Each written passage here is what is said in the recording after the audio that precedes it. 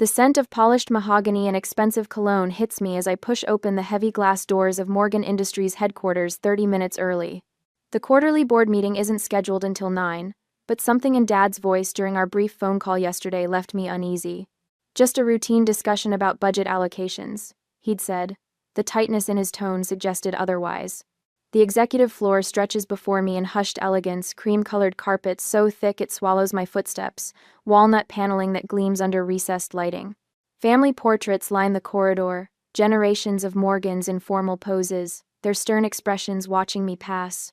My simple charcoal pantsuit and low heels feel suddenly inadequate, a reminder of the gulf between my research-focused life and the corporate world my family inhabits. I slow my pace when I hear voices from the boardroom. The door stands slightly ajar, a sliver of light spilling into the hallway. Just sign here, William. Tech Core is ready to wire the funds as soon as we close. A voice I don't recognize, clipped and professional. 3.5 million is robbery considering what we've put into that division. My father replies, his deep voice unmistakable. It's more than fair for unproven technology. My sister Victoria's voice now, dripping with the smooth confidence that opens doors and closes deals. My heart hammers against my ribs. They're discussing my division, my research. I push the door open fully, the hinges protesting with a soft whine. 4 heads snap up in unison. Dad in his tailored Italian suit, Victoria in her signature red blazer with gold buttons that probably cost more than my monthly rent, James hunched slightly in his chair, and a thin man in spectacles I don't recognize. Papers scatter across the polished table surface. One slides toward me, and I catch the words Quantum Stability Division Asset Transfer Agreement in bold type before Victoria snatches it away. Elizabeth. Dad recovers first, his silver eyebrows drawing together. The meeting isn't for another half hour. You're selling my life's work without even telling me? The words tear from my throat, raw and disbelieving. Dad sighs, straightening his monogrammed cuffs. Your little science project has drained enough company resources, Elizabeth. 6 years of funding with nothing concrete to show investors. Nothing concrete? I step forward, hands trembling.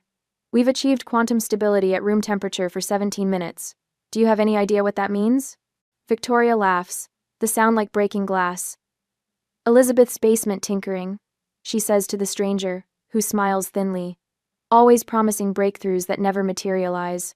I look to James, hoping for support, but he studies his Italian leather shoes, shoulders curved inward as if trying to disappear. The memory of Grandma Morgan surfaces her weathered hands gripping mine 3 months before she died. They don't understand vision, Lizzie, she'd whispered. But I do. That's why I'm setting up this trust for your research. Don't let them stop you. 6 years of 18-hour days. My small team working weekends, holidays, pushing the boundaries of what everyone said was impossible. Dad dismissing quarterly reports without reading them. Victoria mocking my expensive hobby at family dinners. And now this selling everything for a fraction of its worth to the first buyer who showed interest. This division has cost us nearly 12 million. Dad says, his tone gentler now but still dismissive. The board agrees it's time to cut our losses. The board hasn't met yet. I counter, my voice steadier than I feel. A formality. The voting shares are already aligned. He gestures to the papers. TechCore is being generous considering the circumstances. The room spins slightly. 6 years of work. My team's futures. All the potential applications we've only begun to explore: medical imaging that could revolutionize cancer detection, encryption that would make financial systems impenetrable, energy transfer systems that could slash power consumption. I turn to leave, my legs wooden, dignity the only thing I have left to preserve. At the doorway I pause, a sudden calm washing over me. Grandma's voice echoes in my mind. Remember who owns those patents, Lizzie. Remember what I taught you about protecting yourself. I turn back, meeting Dad's impatient gaze. You might want to check the ownership of those patents before you sign anything else. The words hang in the air between us. Dad's expression shifts subtly confusion, then the first flicker of uncertainty. Victoria's perfectly manicured hand freezes midair, the pen she's holding suspended above the signature line. James finally looks up, his eyes widening as understanding dawns. I walk out, closing the door behind me with a soft click that somehow sounds like thunder in the sudden silence. The revolution has begun. The next day, after getting more documents to defend my research, the morning sun slants through the blinds as I pace my living room, my fingers repeatedly dialing Margaret's number. 6 years of research.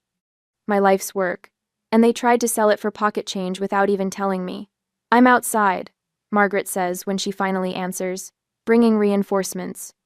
I open my apartment door to find Margaret Wheaton standing there in a charcoal suit that makes my simple attire look shabby by comparison. Her Harvard Law diploma hangs in an office downtown with a view of the harbor. Behind her stands Dr. Thomas Reynolds, my research partner, clutching an accordion file bulging with papers. You were right, Margaret says, brushing past me. Her heels click decisively against my hardwood floor. We found everything. Thomas sets up his laptop on my kitchen counter, while Margaret spreads documents across my coffee table with surgical precision. The papers form a constellation of betrayal, each one a star in a universe I never wanted to discover. Your father has systematically blocked every funding request you've submitted for the past 3 years. Margaret taps a thick folder with a manicured nail. And that's not all. Thomas turns his laptop toward me. Look familiar? On screen is a PowerPoint presentation with Victoria's name prominently displayed. The slide shows quantum stability algorithms, identical to those we developed 6 months ago. She's been stealing our research. My voice sounds hollow in my ears. How? Remember Jason from IT? Thomas says. Victoria convinced him she needed administrative access to our servers for a security audit. She's been downloading our data for nearly a year. I sink onto my sofa, the room tilting slightly. She presented this as her own work? Won innovation awards for it. Thomas's normally gentle voice hardens. The quarterly bonuses she received for breakthrough thinking total more than our entire lab budget. Margaret hands me a folder labeled Morgan Industries Internal Correspondence. Inside are printouts of emails between Victoria and my father, spanning years. Don't worry about Elizabeth's funding requests, reads one from Dad. The board never sees them. I make sure of it. Another from Victoria. Had dinner with the TechCore executives. They're very interested in quantum stability applications. I told them my division is making significant progress. My father's response chills me. Good. Elizabeth's little project is bleeding money. When the time comes, we'll transition ownership to your division. Family legacy matters more than individual credit. My hands shake, anger rising like bile. I think of all the weekends my team worked, all the progress reports Dad never read, all the times Victoria mocked my hobby while secretly stealing from it. I look up at Margaret, who stands with arms crossed, waiting. We're going back there, I say, rising. Now. An hour later, we stride into Morgan Industries headquarters. The receptionist, recognizing me, buzzes us through without question. In the elevator, Margaret hands me a thick legal document. Your grandmother was smarter than all of them combined. She says, the patents are ironclad, registered in your name, funded through her trust. Your father can't touch them. The boardroom falls silent when I push open the door. Dad sits at the head of the table, Victoria beside him looking smug in a perfectly tailored burgundy suit. James occupies his usual place, shoulders hunched, eyes downcast. 3 board members I recognize as Dad's golf partners occupy chairs along one side. Elizabeth. Dad's voice carries a warning. This is a private meeting. About my research division, I say, stepping inside. Margaret and Thomas follow, closing the door firmly behind us. So I should be here. Victoria's smile tightens. We were just discussing asset realignment. Nothing that concerns endpoint. You mean theft? Thomas interrupts, placing a flash drive on the table. Of intellectual property that doesn't belong to either of you? Margaret steps forward, her presence filling the room despite her small stature. I've prepared documentation showing systematic intellectual property theft, fraudulent representation of research, and misappropriation of corporate resources. She slides copies to each board member. Elizabeth's patents are independently owned through the Eleanor Morgan Trust. Any attempt to sell them to TechCore constitutes corporate fraud. The color drains from Victoria's face as she snatches a copy, scanning the pages rapidly. You always were dramatic, Elizabeth, Dad says, though uncertainty creeps into his tone. This is business, not personal. Stealing my work is very personal, I reply, surprised by the steadiness in my voice. As is blocking my funding while Victoria paraded my research as her own. Victoria slams her palm on the table. Innovation doesn't count unless it has my name on it. You've always been content hiding in your lab while I built relationships. Made things happen. You mean taking credit for others' work? Thomas projects emails onto the wall screen. Victoria's correspondence with Jason in IT, instructions for accessing our server, file transfers of our research data. One of the board members, an older woman with silver hair, examines the documents with a deepening frown. William, if these allegations are true. They're not, Dad interrupts. Elizabeth has always had an overactive imagination, playing in her lab while the rest of us ran a business. He rises, towering over the table. His gaze locks on mine, cold fury radiating from his eyes. You'll never work in this industry again. I made you. I can break you. The words hang between us, a declaration of war. 6 years ago, they would have crushed me. Today, they strengthen my resolve. The patents are in my name, I say quietly. Funded by grandmother's trust. She saw what you couldn't, or wouldn't. The boardroom falls silent. Even Victoria stops flipping through papers, her face a mask of calculation. The silver-haired board member stands. I believe we need an emergency meeting tomorrow morning. All board members present, full financial disclosure. She looks pointedly at Dad, no exceptions. Dad's face reddens as he realizes the situation isn't fully under his control. This meeting is adjourned until tomorrow. I gather my things, acutely aware of every eye in the room following my movements. As I reach the door, Victoria's voice cuts through the silence. Family loyalty used to mean something to you, Elizabeth. Her words drip with venom. Grandmother would be ashamed. I pause, hand on the doorknob. No, Victoria. Grandmother knew exactly who you were. That's why she left the trust to me. The door closes behind us with a soft click, but I hear it like thunder in my ears. In the hallway, Margaret squeezes my arm. First round to you, she whispers, but tomorrow's the real battle. I nod, the weight of what lies ahead settling on my shoulders. This isn't just about my research anymore. It's about truth, justice, and the revolution has only begun. The email notification from PR Newswire pings as I stare at my apartment ceiling. It's been 6 hours since the boardroom ambush. I force myself to look at my phone screen, already knowing what I'll find. Morgan Industries addresses leadership concerns in quantum division. The press release quotes my father extensively about his deep concern for Elizabeth's well-being and recent erratic behavior. Victoria appears in paragraph 3, expressing heartbreak over family matters becoming business issues. The subtext is clear.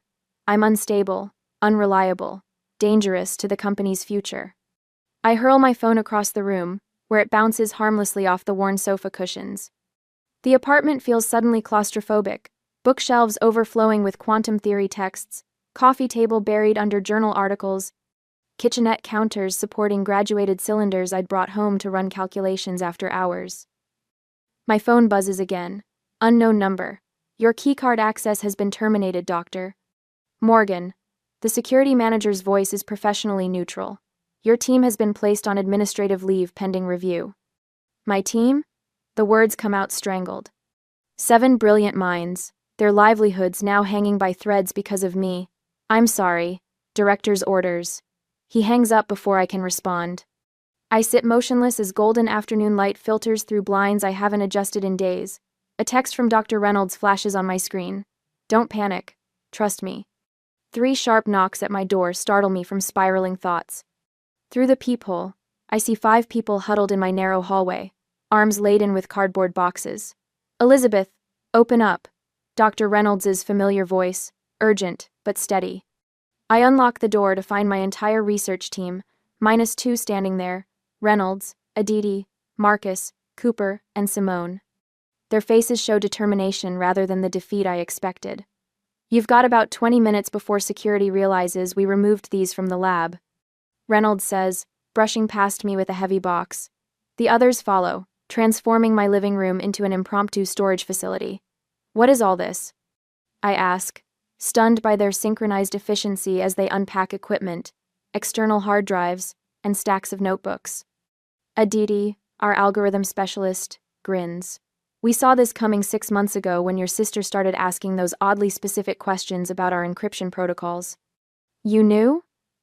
My voice cracks. We didn't know exactly what they planned. Reynolds explains, connecting a laptop to an external drive. But we've worked with your family long enough to recognize when the vultures start circling. Marcus, our quietest team member, speaks up. We've been backing up everything. Off-site. Triple redundancy. And working weekends at my place, adds Cooper, pushing his glasses up his nose, which, no offense, has better coffee than the lab. Simone pulls a flash drive from her pocket and holds it up like a trophy. But this is the real prize. Breakthrough progress on the quantum stability algorithm. 3 weeks of work they don't know about. Simone pulls a flash drive from her pocket. A knock at the door silences the room. Reynolds motions everyone to freeze as I approach the peephole. James stands alone in the hallway, shoulders hunched, looking both ways like a character in a spy film. I open the door just enough to block his view of my living room. What do you want? 5 minutes. His voice lacks its usual corporate polish. Please. I step into the hallway, pulling the door closed behind me. Make it fast. James runs a hand through his thinning hair.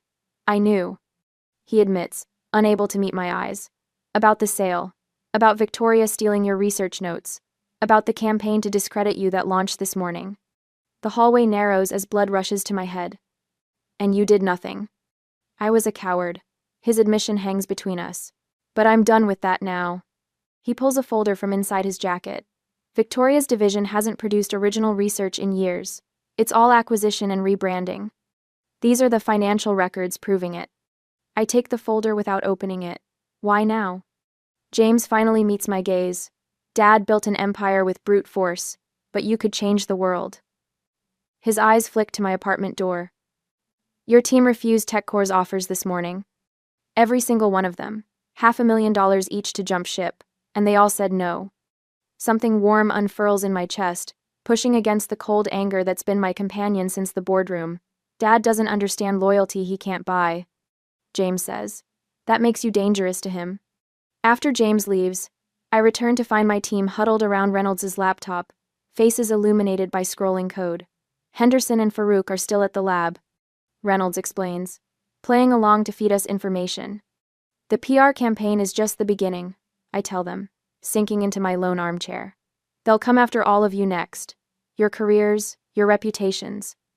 They already have, Simone says, sliding her phone across the coffee table. On the screen, a series of texts from recruiters offering fresh starts, away from the Morgan situation.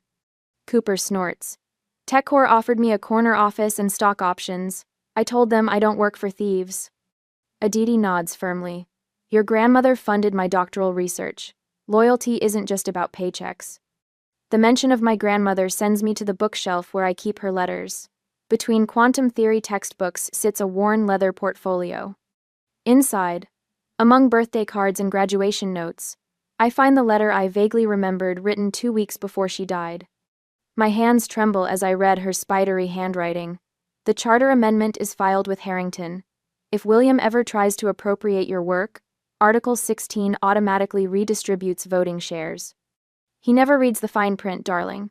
That's always been his weakness. I work through the night, poring over company documents with new understanding, while my team catches sleep in shifts on my sofa and floor. Near dawn, I find it Article 16, Section 3, Paragraph 7. The clause that changes everything. Grandma knew this day might come. I whisper to her photograph on my desk as the first light of morning streaks through my blinds.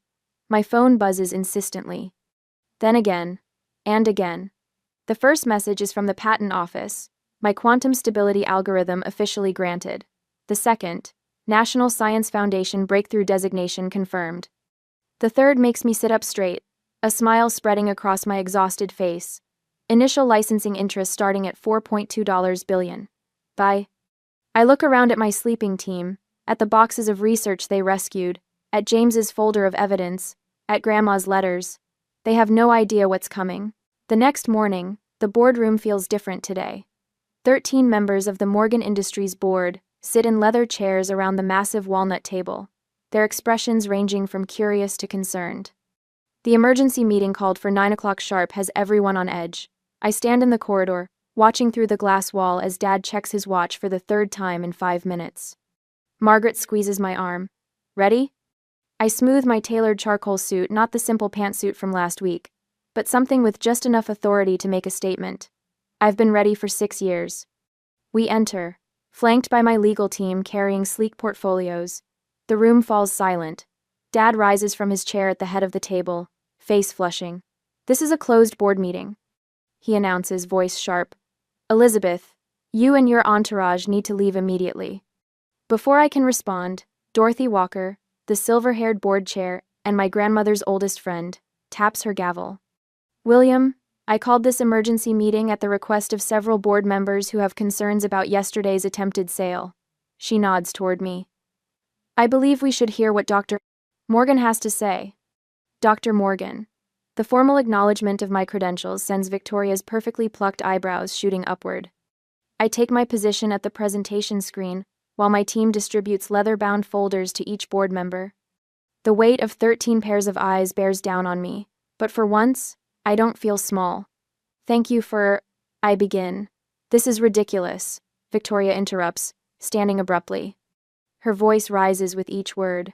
"My sister is attempting to steal research funded by this company. She's been mentally unstable since our grandmother died, and now she's trying to sabotage a legitimate business deal." Dad nods, adding, "I move to adjourn this meeting and handle this family matter privately." "Second," calls out Vernon Pierce, Dad's golf partner, and reliable yes man.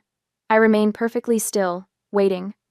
Dorothy glances at the folder before her, then shakes her head. "Motion denied. Please continue, Dr. Morgan." Victoria slams her palm against the table. "She has no right to—" "The patents for the quantum stability algorithm are registered in my name," I say, my voice steady. "They were funded entirely by grandmother's independent trust, not Morgan Industries. The documentation is in your folders. Section 1. The rustle of turning pages fills the room. James, sitting halfway down the table, studies the papers intently, refusing to meet Dad's glares. Furthermore, I continue, clicking to the next slide. "The National Science Foundation has officially designated our breakthrough as a technology of national significance." I pause, letting the prestigious seal on the screen register. Initial bidding for licensing starts at $4.2 billion, not the $3.5 million in the TechCore contract you attempted to execute yesterday. A collective intake of breath sweeps through the room. Vernon Pierce's mouth hangs open. Dorothy's eyes widen behind her glasses. "That's preposterous," Dad sputters. "No quantum technology is worth—" The Department of Defense disagrees. Margaret interjects smoothly, directing the board to Section 3, as does MIT's Quantum Computing Center, and 7 major tech corporations, who have already submitted preliminary bids. Victoria's face drains of color, her knuckles white against the polished table. This is a bluff. She's always been jealous of my success. "No bluff," I reply, clicking to the next slide. "But speaking of success, the FBI has some interesting questions about your division's research claims over the past 3 years. The forensic accounting report is in Section 4. I walk slowly to the center of the room, where I can see each face clearly. "But there's something else you should know. Section 5 contains a clause from Morgan Industries' founding charter, inserted by my grandfather and reinforced by my grandmother before her death." Board members flip frantically to the tabbed section. "In the event of attempted intellectual property appropriation, voting shares automatically shift to the person whose IP was threatened." I let my gaze rest on Dad. "As of yesterday, when you tried to force this sale, I became controlling shareholder of Morgan Industries." The room erupts.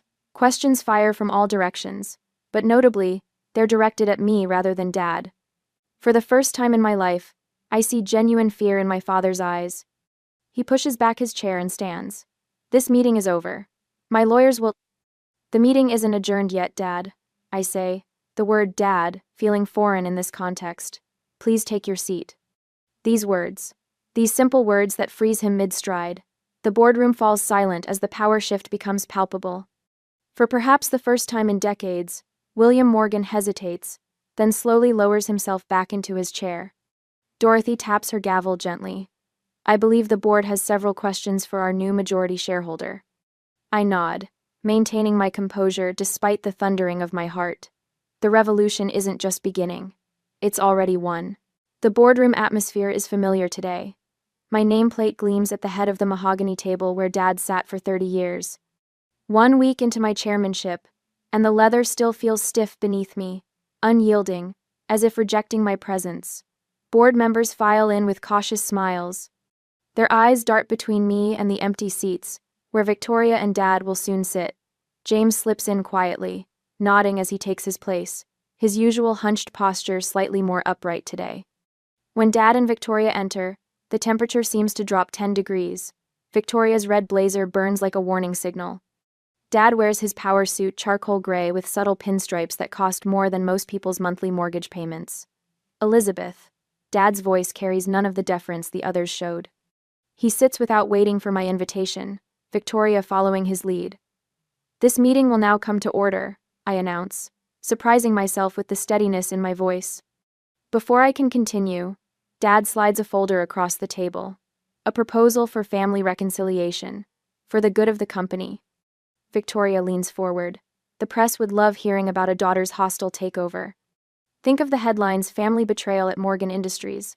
Stock prices won't hold if this gets ugly.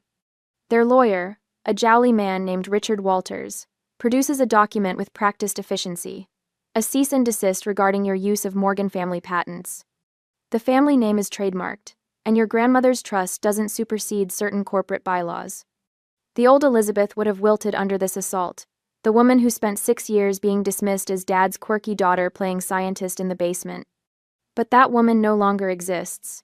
Before we address these concerns, I say, tapping my tablet screen, I'd like to introduce the board to Project Helios.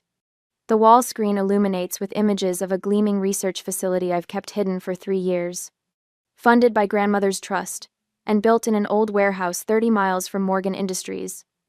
While you were busy undermining my work, I continue, swiping through slides showing cutting-edge laboratories, my team achieved quantum supremacy that maintains stability for 78 minutes. We've applied this technology to protein folding algorithms that have already identified 3 potential cancer treatments. Dad's face remains impassive, but a muscle twitches in his jaw. Additionally, our carbon capture technology has attracted significant attention. I pause, letting the tension build. The government has awarded us contracts totaling $7 billion. Victoria's pen clatters to the table. James straightens fully now, his eyes wide. Morgan Industries stock has risen 70% since news of my patents broke last week. I continue. Any questions? The silence stretches until Dorothy Walker, Grandma's old friend and longest-serving board member, speaks. I believe we'd all like to hear more about these developments, Elizabeth. I nod to Margaret, who distributes tablets to each board member. These contain the results of a forensic audit of the Innovation Division for the past 5 years. Victoria's face drains of color as she scrolls through the document. You'll note that Victoria's division hasn't produced original research since 2019. What they have produced is a systematic pattern of fraud, including falsified test results and plagiarized research. This is ridiculous, Victoria splutters, but her protest lacks conviction. Page 12 details Dad's negotiations with Meridian Global to sell controlling interest in Morgan Industries to foreign investors without board approval. Dad slams his hand on the table. You've overstepped, Elizabeth. The final page, I continue as if he hadn't spoken, shows comparative financial growth across divisions. My research area is the only consistently profitable sector, despite having the smallest budget allocation. The silence that follows feels like the eye of a hurricane. What happens now? Asks Harold Stevens, Dad's golfing buddy and longtime ally. I straighten my simple blazer. William Morgan will transition to Chairman Emeritus, a ceremonial role with no operational authority. Dad stands, his face flushed. You can't do this. You taught me business isn't personal, Dad. Consider this a lesson in your own philosophy. I nod to security waiting by the door. Victoria's employment is terminated, effective immediately. Criminal charges regarding the fraudulent research are pending. Victoria jumps to her feet, knocking her chair backward. You think you can destroy me? I'll burn this company to the ground before I let you win. As security escorts her out, her threats echo down the hallway. You're destroying the Morgan legacy. You'll regret this. I turn to James. The CFO position remains yours, with a 6-month probationary period under oversight from an independent committee. Relief washes over his face. Thank you, Elizabeth. I won't let you down. Dorothy Walker will serve as interim COO during our transition period. I continue. All in favor of approving this restructuring plan? One by one, hands rise. Even Harold Stevens, after a moment's hesitation, raises his. Dad remains standing, his hand firmly at his side, but it doesn't matter. The vote is unanimous without him. As the meeting adjourns, Margaret touches my arm. A reporter from the Financial Times is waiting for a statement. In the atrium, camera lights flash as I approach the podium. The journalist from the Times steps forward. Dr. Morgan, what happens to Morgan Industries now? The question hangs in the air as I consider the weight of legacy, the responsibility of power, and the future stretching before me. The company that bears my name but never valued my vision. The family that shares my blood but rarely my values. Dad watches from the boardroom doorway, his expression unreadable. For the first time in my life, I don't search his face for approval. The scent of fresh paint and lemon polish greets me as I guide a cluster of eager young scientists through the glass-walled corridors of what was once Morgan Industries' fortress-like headquarters. 6 months have transformed the space completely. Gone are the heavy mahogany doors and closed offices, replaced by transparent walls and collaborative spaces where researchers freely exchange ideas. Our quantum stability lab is through here, I explain, smoothing the simple but elegant navy blazer I've paired with tailored black pants.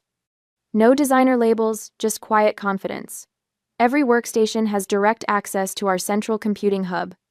A young woman with bright eyes raises her hand. Dr. Morgan, is it true your team achieved stability for over 80 minutes now?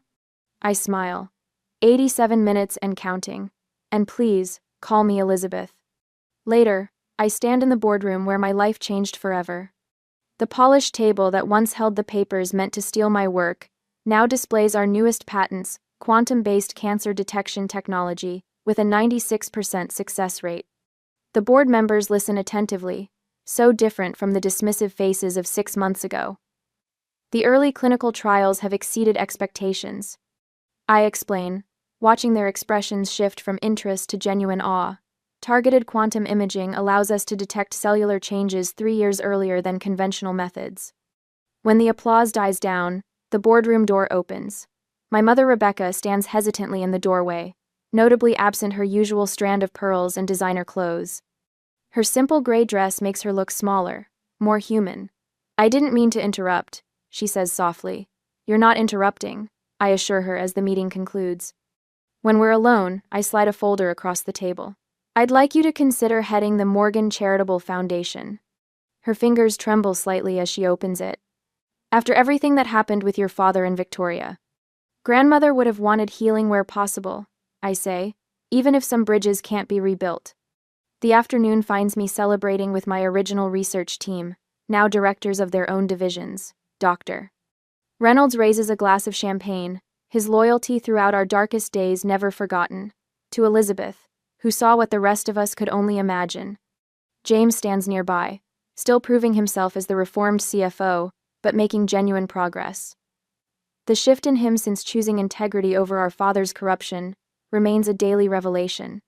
Before leaving, I detour to my office, where a young physicist, Allison, waits anxiously with calculations spread across my desk. Everyone says my approach is too theoretical, she confesses, shoulders hunched with familiar self-doubt. I recognize myself in her uncertainty. Never let anyone tell you your ideas are too ambitious. I tell her, thinking of all the times my own vision was dismissed. The quiet ones are usually building revolutions. That evening, I hang grandmother's portrait beside the framed first patent that changed everything. The small brass plate beneath reads, "Never underestimate the quiet ones, they're usually the ones building revolutions." At my desk, I review plans for our new research campus when a news alert flashes across my screen. Morgan Industries' value has tripled since the restructuring. I smile, close my laptop, and glance at the clock. 5:30 p.m. For the first time in years, I'm leaving on time. The revolution isn't just about quantum science, it's about changing how we value what truly matters.